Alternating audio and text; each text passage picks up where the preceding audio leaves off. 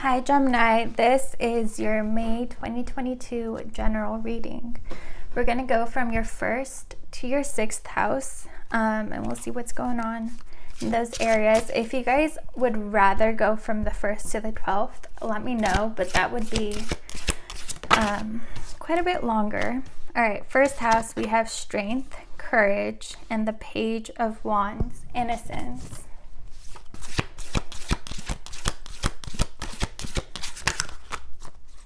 Second house, we have charity, generosity, and the Emperor, maturity.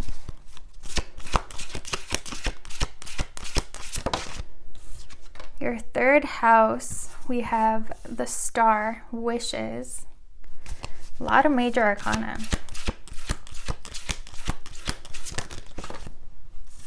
All right, your fourth house, we have the Two of Swords, difficulties, and the Empress, nurture.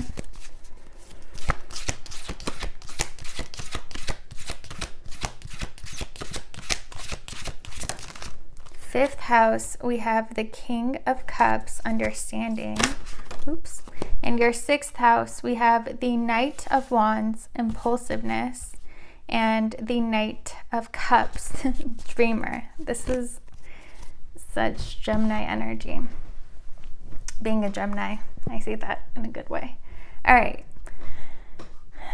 There's a lot going on for you guys this month. So we'll start with your first house. Your first house is like the energy you're radiating, people's first impressions of you, how you're presenting yourself, like the mask that we wear. For you guys, again, like I was saying with that Gemini energy, it's like polar opposites. There's a part of you, and at times you're very, very powerful. You really stand your ground. You're brave. Like there's something, you embody this fiery energy, which is more masculine energy, just talking about energetically, not, physically, but you're very, very powerful and motivated, and you go after what you want. You're not afraid. But then there's also a part of you that's very innocent and soft. You guys could have your sun in Gemini and your moon in Virgo, for example. And depending on who you're around, depending on their energy, they either get to see that side of you or the more softer, more innocent side of you. That being said, though, this is very powerful to be able to embody, both the sun and the moon, that masculine and feminine energies. That's why Geminis are the magicians, right? You guys have everything you need to manifest right in front of you. You embody it. You have everything that it takes. You don't need to go looking for it or work on it. And it's very powerful if you're able to tap into these energies whenever you want. But it's good to be aware that depending on who you're around, you switch from these two energies. If you're around someone that's a divine masculine, for example, you're going to fall more into your divine feminine. But if you're around someone who's more feminine, you'll tap into your divine masculine energy. There's something about you, whether you're aware of it or not, you pick up on people's energies and auras, and you complement them, and you embody what they're lacking, which is very, very interesting. Let's see if there's anything else.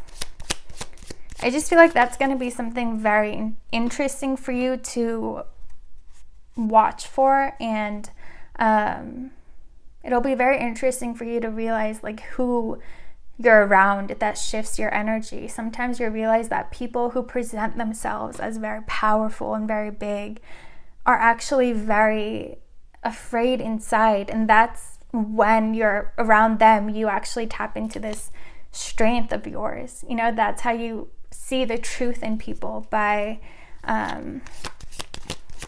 becoming aware of what shifts within you. We have justice. Yeah, you balance people. And that's why it feels like everyone, in life, we look for people who have what we're lacking. It's like that's how we become more whole.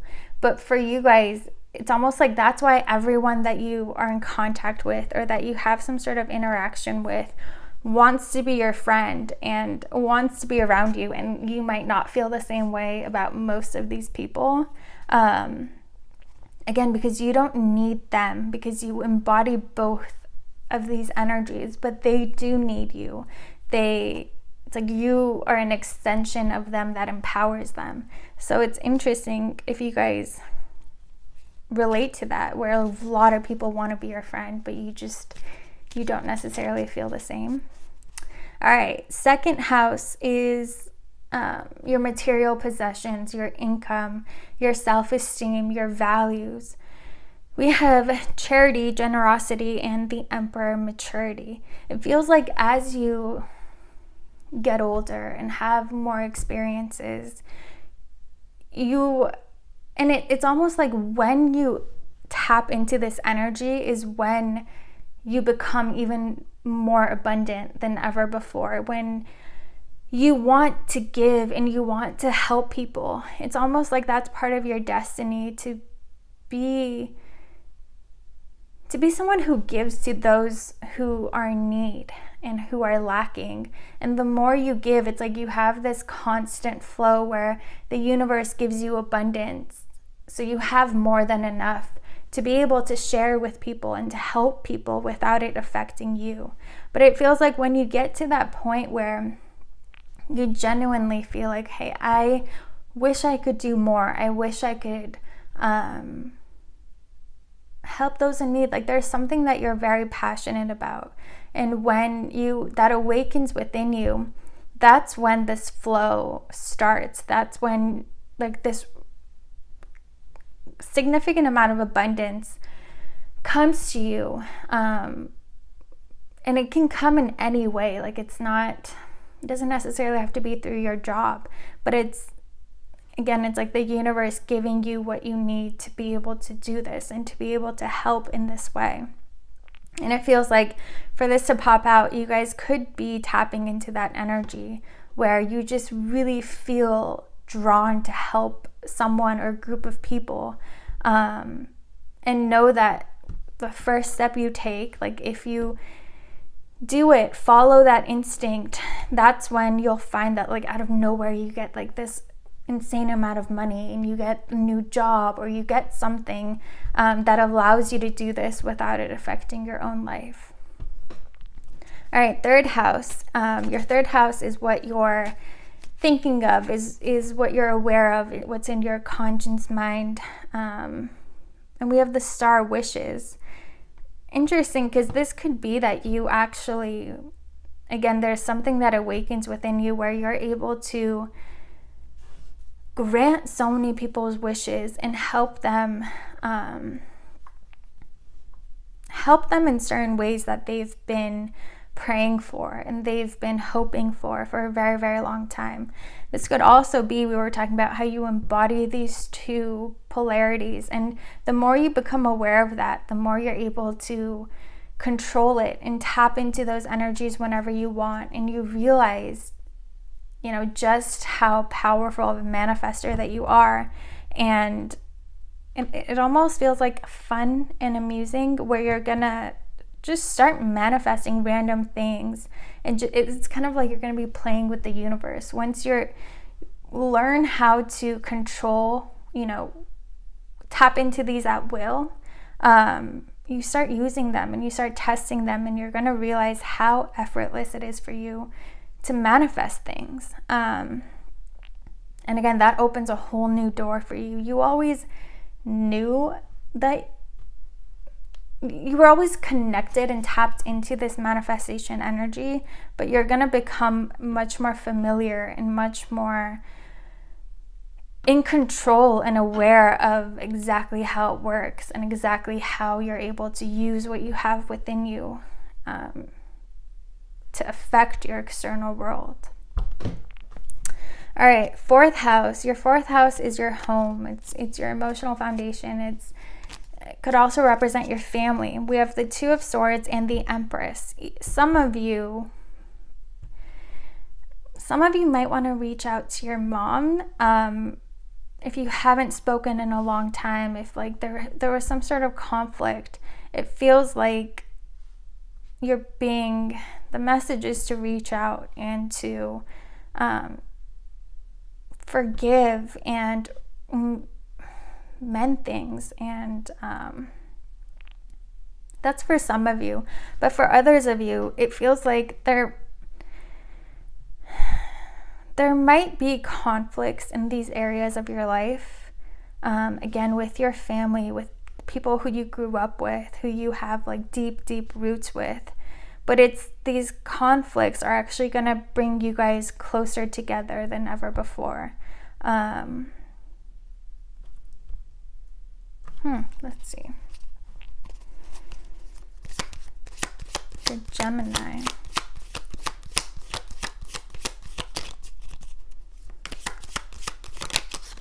Yeah, we have the Five of Wands. It could be a lot of arguments, disagreements, things, even with people that you've never fought with before. Like you'll find that like for the first time, you guys are actually not talking anymore. You guys get in a really, really big argument. But just know that this brings you guys closer together. You just have to, it feels like you might have to be the one who takes that first step towards mending things and working through this. Yeah, it feels like you're gonna have to be the one to reach out, and it's your free will. You can do whatever you want, but if you do, know that it's gonna transform your connection in the best way possible. If you guys weren't as close before, you're gonna be very, very close, and like you're gonna start talking to this person so much more. You guys open up to each other on a much deeper level after this. So definitely keep that in mind. If there's someone that you find yourself in a conflict with, if you do reach out, it will bring you guys closer than ever before. Fifth house, we have the King of Cups and understanding. So this could also be someone that you live with, as in a partner, because your fifth house is your dating and your romance, but also play and creativity. But it feels like for you, there might be a King of Cups in your life, a water sign, who's a lot more sensitive and emotional than you are, a lot more romantic, a lot more expressive. And it feels like there's something about, again, your conflict could have been with this person. It feels like this person needs you to be a little bit more nurturing to them. And again, that's where that for your first house comes in again, where you have these two sides to you. And it feels like you're being asked to kind of tap into this softer side, especially with this individual. If you want to make things work with them, if this is a connection that's this could be the one. Like this person could, you could experience the ultimate happiness, your complete wish fulfillment, emotional fulfillment with this person. You could have it all with them, but it does feel like they need you to be a little more soft and a little more to tap into that divine feminine energy when you're with them, especially if they're a water sign. They need you to tap into your heart a little more than you have before. Let's see.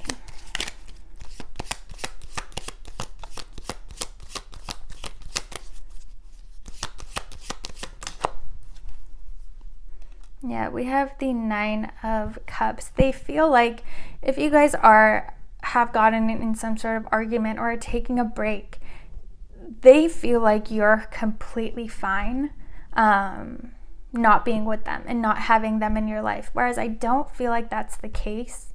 But that's why they're probably not going to be the first one to reach out. That's why you're kind of being asked to take that first step And again, let them know, like, if you're not happy since the breakup, if like you think about them all the time, if you're heartbroken over this, express that. They need to hear it. They want to know what you're feeling, how you feel about them. Again, you're being asked to tap into that divine feminine energies. And the way you do that is becoming aware of when you're in either of these elements, either of these energies, that you become more familiar with them if you're aware of it, and if you're conscious of the switch and the changes, and you're able to tap into either one at will, the more familiar you become. But yeah, this person needs you to be a little softer and more emotional with them if you want it to work. All right, your 6th house, we have the Knight of Wands and the Knight of Cups, impulsiveness and dreamer. Your 6th house is your health, your day-to-day activities, your tasks. It's ruled by Virgo, and it feels like you guys, again, it feels like in your day-to-day life, the reason this person thinks you're fine without them, again, it's this Gemini duality energies. Like, you're able to be this person who's like on the go, who's energetic and happy and like doing things, getting things done, being adventurous, being outgoing. But then also when you aren't around people and when you are alone, that's when you tap into this Knight of Cups, your more emotional side, your more that more divine feminine side. And again, it feels like this is what you show the world, but when you go home at night, this is the energy that you embody, and it's not what you show other people. It's not what you show the world. But again, it feels like there is a connection that desperately needs to see this side of you and needs to know that you have both of these, not just you're excited, you're attracted to this person, you have fun with them, because you do have deep feelings for them. You just haven't necessarily expressed it. And again, if you want this to work, we have 9 of Wands on the bottom of both decks. It feels like this is hard for you. This is not going to be easy, and it feels like this person knows that. And so any steps you take, any effort you put into this, they're going to appreciate it. And it's going to take time, but then it feels like the more you tap into it and the more you open up, the more comfortable you become and the closer this connection gets.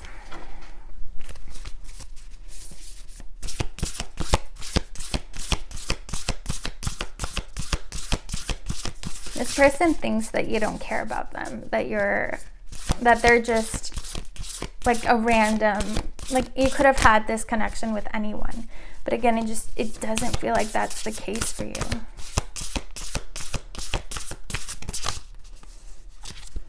We have Scorpio. Your person could definitely be a Scorpio. So if they are, that's so much more complicated, because they'll hide a lot of their pain and a lot of what they're feeling, what they're thinking. They won't necessarily express that. And so it's like this person isn't telling you that it affects them when you don't open up, when you don't share, when they don't know what you're feeling. And then you are more comfortable, in your head, in that masculine energy, instead of expressing your heart and expressing your feelings. You could have your moon in your 12th house, where you keep your feelings secret too. So it's like the both of you kind of have to open up with each other, have to lay it all out on the table in order for this to work. And you guys are soulmates. Like your 4th house, again, it's like these deep roots. It could even represent like soulmates. Like you guys have been together in many, many lifetimes, and there's a lot of happiness. And this could very well be your 10 of Cups. But you guys do both have to open up much more to each other. And you both have that. You both have these feelings. You both have what the other person wants to hear. It's just you don't share it, you don't express it. We have Libra, balance. Yeah, there needs to be much more of a balance in this connection. It feels like you guys already have that attraction, that fun, that excitement, that flirty energy. And you guys are really, like, you communicate and connect with each other mentally, but it's you guys have to bring that feminine energies into this connection. You know, bring those feelings, those emotions, you know, getting a lot deeper with each other and really feeling comfortable just being in each other's presence and not talking, not saying anything, just, you know, being together, being next to each other. You have to, and it feels like it's not going to be easy. Again, it's take it one step at a time, but definitely you have to bring more of that energy into this connection. All right, Gemini, I hope you guys enjoyed this reading. If you did, please like, comment, and subscribe, and I will see you guys next time.